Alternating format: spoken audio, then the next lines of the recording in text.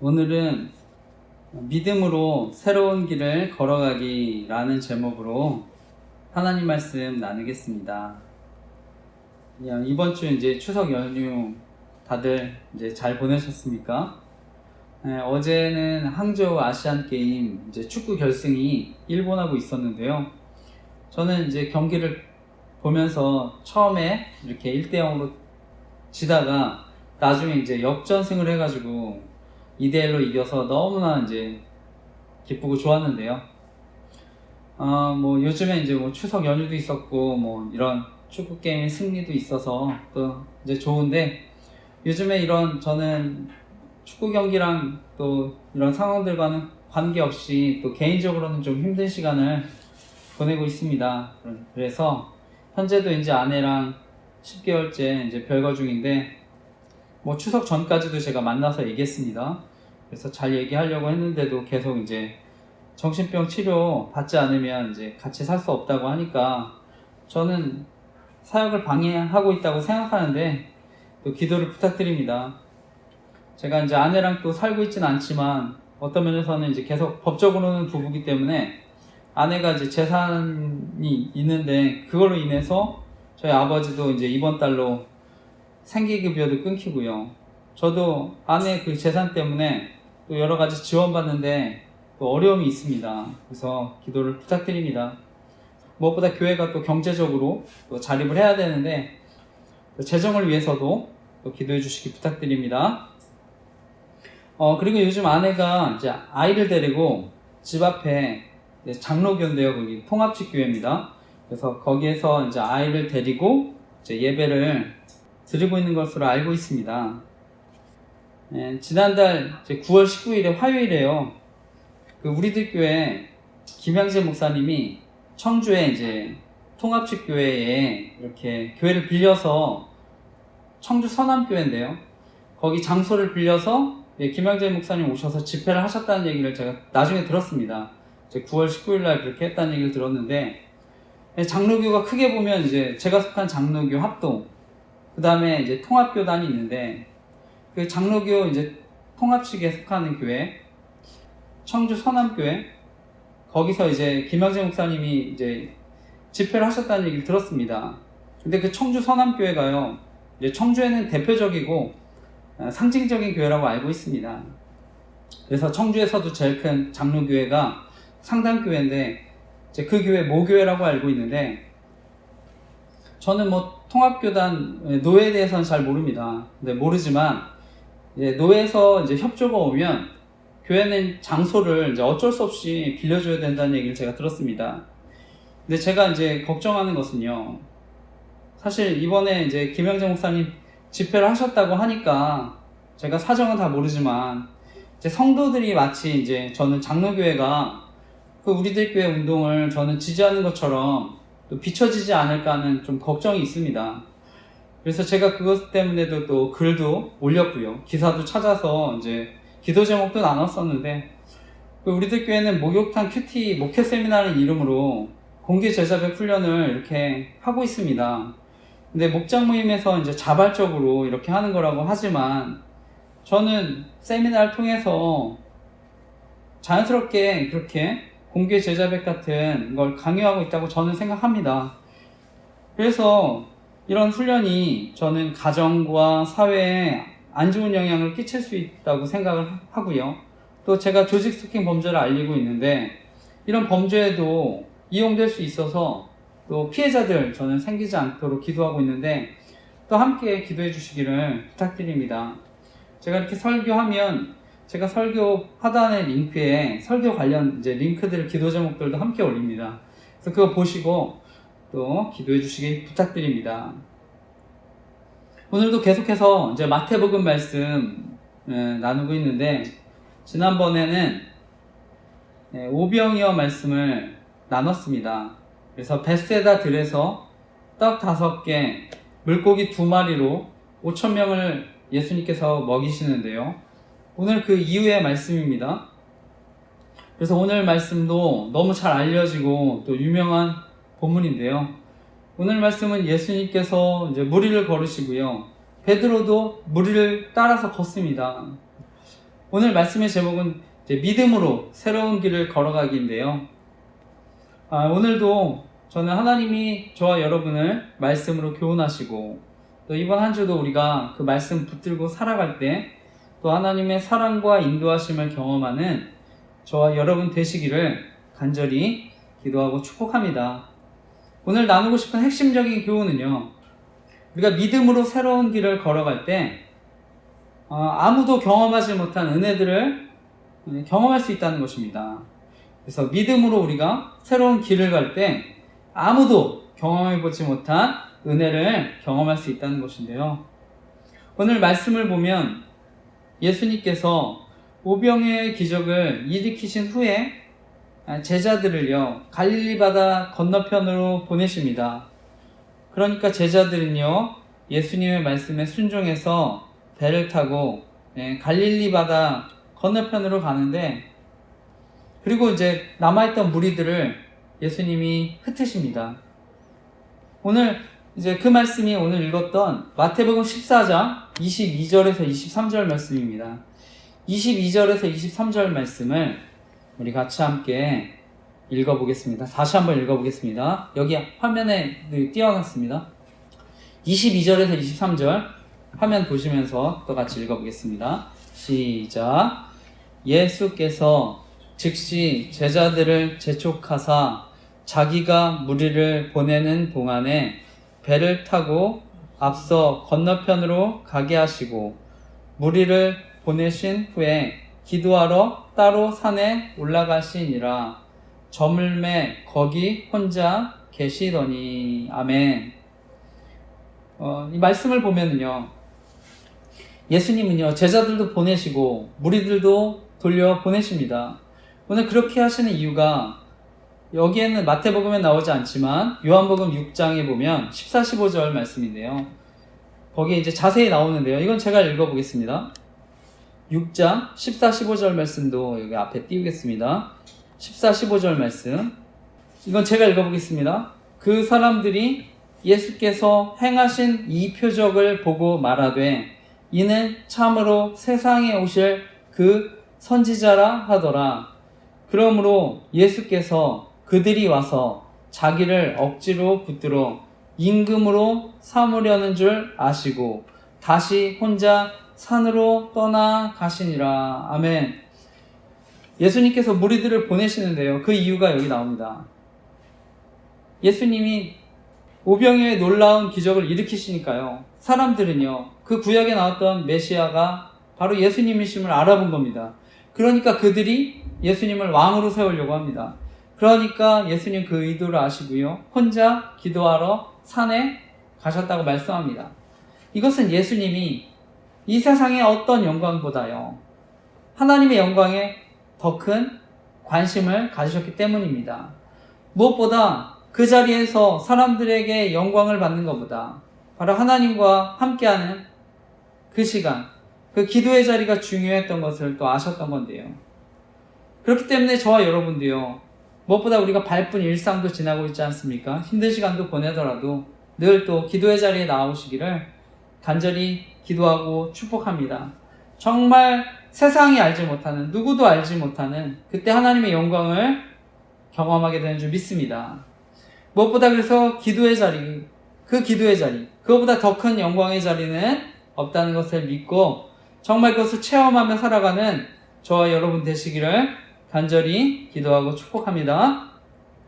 우리 계속해서 우리 말씀을 보면 예수님이 제자들을 건너편으로 이제 건너가게 하시는데요. 바다로 이렇게 가게 하시는데 그때 무슨 일이 벌어집니까?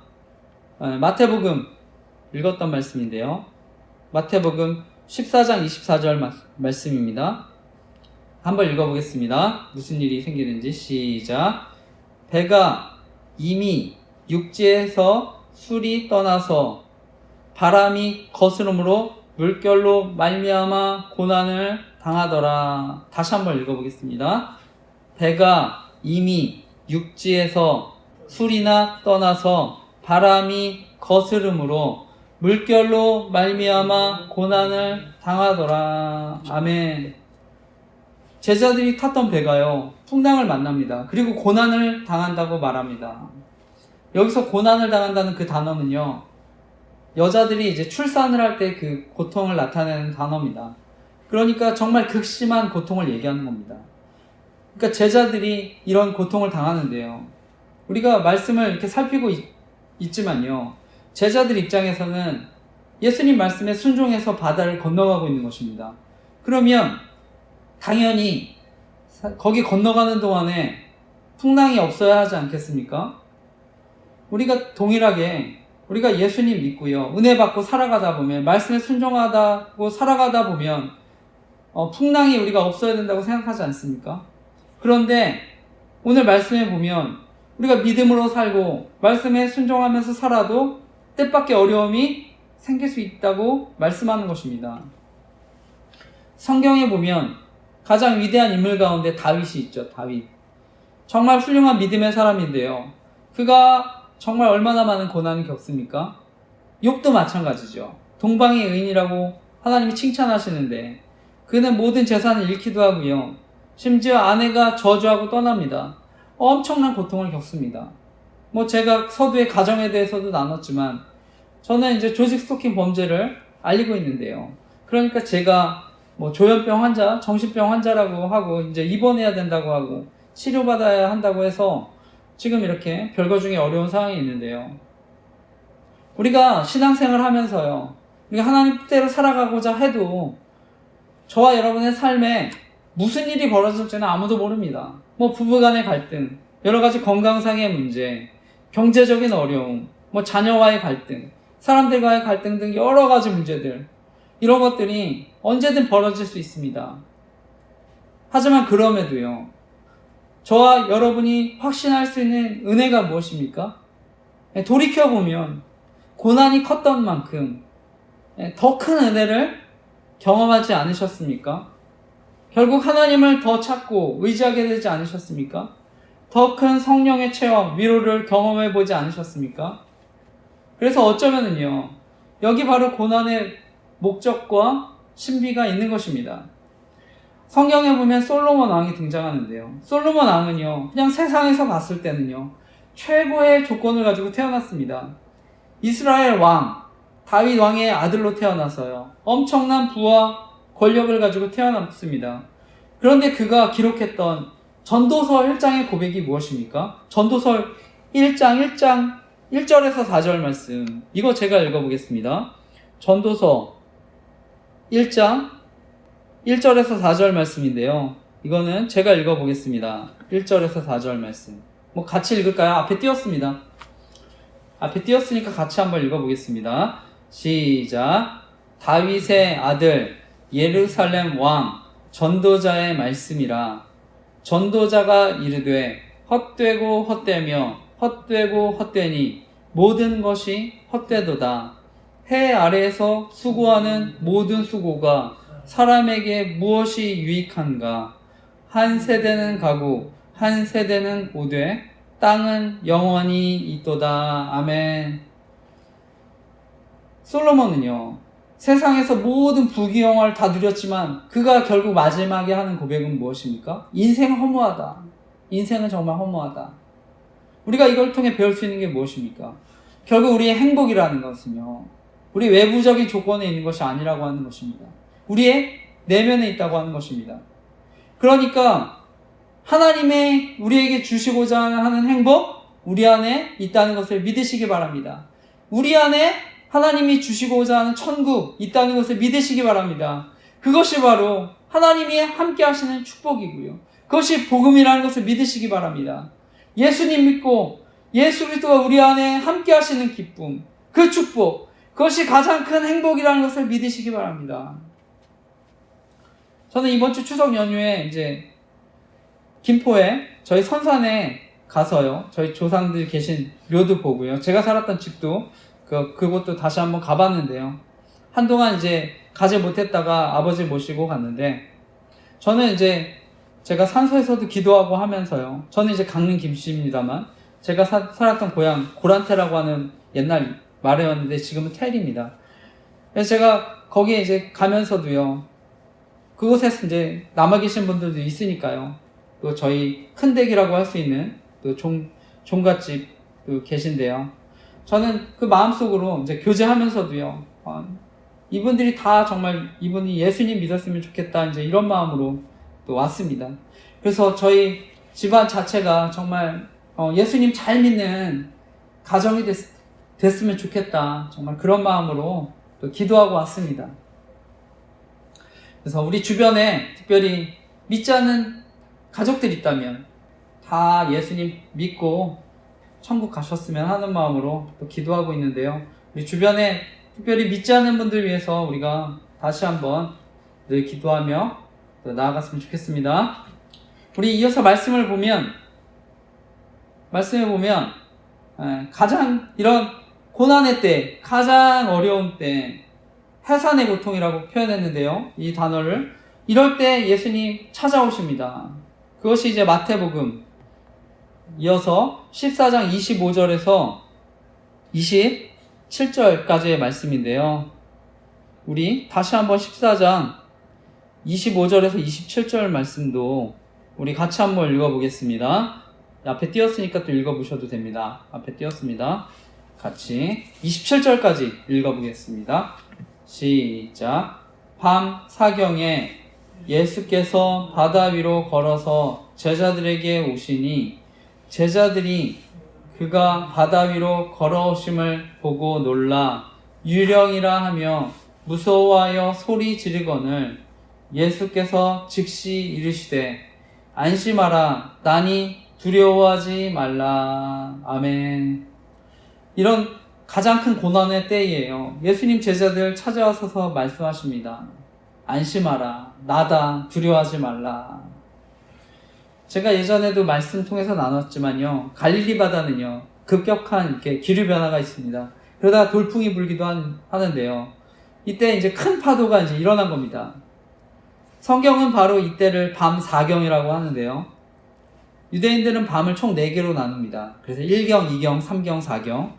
그래서 1경이 오후 6시에서 9시까지 3시간 단위로, 2경은 9시에서 12시, 3경은 12시에서 새벽 3시까지, 이 4경은 새벽 3시에서 6시까지. 이때가 이제 밤 4경인데요. 그러니까 새벽 3시에서 6시 사이, 밤이 가장 깊을 때고요. 어떻게 보면 우리가 동트기 전에 가장 어둡지 않습니까? 바로 그 시간입니다. 이것을 우리는요, 우리 삶에 또 비유해 본다면요, 어쩌면 우리 인생 가운데 가장 어두울 때, 그런데 내가 그때 기도를 하는데도 뭐 응답이 주어지지 않는 것 같을 때, 내가 정말 하나님 앞에 간절히 기도하지만 뭐 누구의 도움도 받을 수 없고 그냥 하나님만 바라볼 수밖에 없는 그 시간, 어쩌면 가장 큰 절망과 낙담을 경험할 수밖에 없는 그 시간, 그 시간을 또한 저는 밤 사경이라고도 볼 수 있다고 생각하는데요. 그때 예수님 찾아오시는 것입니다. 바다 위를 걸어서 찾아오시죠. 전혀 기대하지 않았던 놀라운 방법으로 찾아오는 것인데요. 이것도 동일합니다. 우리 인생 가운데, 어쩌면 우리 인생 가운데 가장 어려울 때 하나님 응답해 주십니다. 우리가 기대하지 않았던 방법으로. 우리에게는 어쩌면 가장 깊은 어둠의 그 시간이에요. 그렇기 때문에 예수님이 찾아오시면 가장 큰 은혜의 시간이 될 수도 있는 것입니다. 그러니까 C.S. 루이스라는 고난이란 하나님의 메가폰이다 이렇게 얘기합니다. 고난이란 하나님의 메가폰이다. 평소에는 들려오지 않았던 그 하나님의 음성이요, 그 고난을 겪으면요 크게 들려온다는 것입니다. 메가폰처럼 내 귀에 평소에는 들리지 않던 하나님의 말씀이 들려온다는 것입니다. 여러분 고난이 있으십니까? 바로 그때가 평소에 들리지 않았던 하나님의 말씀이 들리는 귀한 시간이라는 것을 믿으시기 바랍니다. 무엇보다 고난이 우리가 큰 만큼은요, 그 하나님의 음성이 더 확실하게 들리고 더 큰 위로를 경험할 수 있다는 것을 믿으시기 바랍니다. 현재 여러분에게 있는 가장 큰 두려움이 무엇입니까? 여러분 삶의 가장 큰 어려움이 무엇입니까? 하나님은 그 시간에 찾아오셔서 우리의 마음을 평안으로 바꿔주시는 줄 믿으시기 바랍니다. 이어서 마지막 말씀인데요. 우리가 마지막 이제 말씀을 보게 되면요, 마지막은 이제 베드로의 놀라운 체험에 대한 말씀입니다. 바로 베드로가 무리를 걷는 말씀입니다. 우리 마지막 말씀인데요. 28절에서 33절까지의 마지막까지의 말씀도 쭉 한번 끝까지 한번 읽어보겠습니다. 앞에 또 띄웠습니다. 28절에서 33절까지의 마지막 말씀 읽어보겠습니다. 베드로가 대답하여 이르되 주여 만일 주님이시거든 나를 명하사 무리로 오라 하소서 하니 오라 하시니 베드로가 배에서 내려 물 위로 걸어서 예수께로 가되 바람을 보고 무서워하는지라 소리질러 이르되 주여 나를 구원하소서 하니 예수께서 즉시 손을 내밀어 그를 붙잡으시며 이르시되 믿음이 작은 자여 왜 의심하였느냐 하시고 배에 함께 오르매 바람이 그치는지라 배에 있는 사람들이 예수께 절하며 이르되 진실로 하나님의 아들이로소이다 하더라. 아멘. 말씀을 보니까요. 베드로는요. 그 예수님을 보고요. 무리를 걸어오시는 예수님을 보고요. 세상을 창조하신 전능하신 하나님이시라는 것을 확신합니다. 그래서 예수님 알아보고 자기도 무리를 걷게 해달라고 요청합니다. 베드로는요. 하나님이시라면 저를 무리에 걷게 해달라고 요청하는 것입니다. 그리고 예수님께서 요청하시니까요. 그렇게 하라고 하시니까 배에서 내려 무리를 걷습니다. 결론적으로 베드로가 무리를 걷는 것 자신의 노력이나 의지가 아닙니다. 사실은 무리를 걸을 수 있었던 것.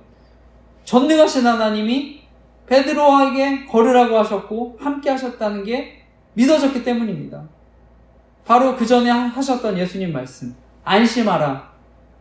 나니 두려워하지 말라. 안심하라.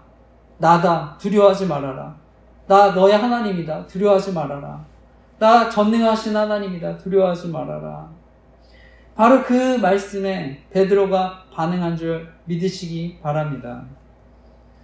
이 세상은요, 우리가 살다 보면은요, 노력해서 되는 일이 있습니다. 열심히 노력해서 되는 일이 있는데요. 다들 경험해 보셨겠지만, 내가 아무리 노력하고 최선을 다해도요, 안 되는 일이 있습니다. 우리 무리를 걷는다는 거는요, 노력으로, 자신의 의지로는요, 불가능한 일입니다. 내가 무리를 걷는 거, 하나님이 도우셔야 됩니다. 전능하신 하나님이 도우셔야 합니다. 세상을 창조하신 하나님이 도우셔야만 가능한 것입니다. 그런데요, 우리가 엄밀히 말하면요, 우리 신앙생활이 사실은 이와 같습니다. 만약에 하나님의 은혜가 아니었다면요, 아마 저와 여러분이 이 자리에 저는 없었을 거라고 생각합니다. 하나님의 은혜가 있었기 때문에 저와 여러분 신앙생활하고 이 자리에 함께 예배드리게 된 줄 믿습니다. 이것은 또 온라인으로 또 말씀 듣는 분들도 다 마찬가지라고 생각합니다. 그래서 우리가 또 그것을 잊지 않고 살아가는 저와 여러분 되시기를 간절히 기도하고 축복합니다. 오늘 말씀 마무리하면서 예수님이 이제 무리를 걸으셨던 것처럼 베드로가 이제 무리를 걷는데요. 오늘 말씀을 통해서 그 사건을 우리에게 또 보여주시고 이 사건을 오늘 말씀을 통해서 이렇게 나누게 하신 이유가 무엇입니까? 저는 여전히 지금도 하나님께서는요, 저와 여러분에게 무리를 걸어보라고 또 도전하는 말씀인 줄 믿습니다. 우리가 그것을요, 예수님을 믿음으로 알아보고 정말 아무도 가보지 않은 길을, 믿음의 길 가라고 도전하는 말씀인 줄 믿습니다.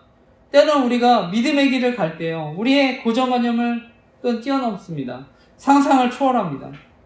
우리가 그렇게 또 살라고 도전하는 말씀인 줄 믿습니다. 그리고 또한 오늘 말씀은요, 베드로가요, 그 고난의 여러 가지 이제 닥치는 파도들을 볼 때 물에 빠지는데요. 이것은요, 우리가 살다 보면 때로는 우리가 믿는 예수님보다 세상의 물결, 파고가 훨씬 더 높아 보이고요, 크고 두려울 때가 있습니다. 그럴 때 우리는 다시금 물에 빠지게 된다고 경고하는 말씀인 줄 믿습니다. 그렇기 때문에요. 우리가 또 이번 한 주도 살아가면서 세상의 온갖 풍랑과 물결, 세상의 파고가 우리에게 밀어닥친다 할지라도요. 우리가 예수님을 제대로 바라보고 예수님이 어떤 분인지 제대로 바라보고 그 하나님이 나와 함께 하시고 내 삶을 주관하시고 인도하시는 하나님을 믿고 살아갈 때 이 세상의 모든 어려움과 파도를 이기며 살아가게 된 줄 믿습니다. 그래서 이번 한 주도 그 하나님을 의지해서 우리가 살아가는 한 주가 되시기를 간절히 기도하고 축복합니다. 아멘.